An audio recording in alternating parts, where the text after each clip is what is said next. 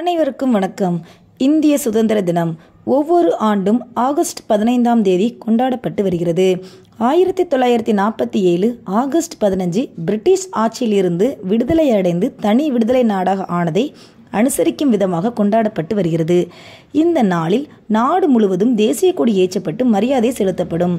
இந்த நாளில் இந்திய பிரதமர் தில்லி செங்கோட்டையில் தேசிய கொடி ஏற்றி மக்களுக்கு உரையாற்றுவார்.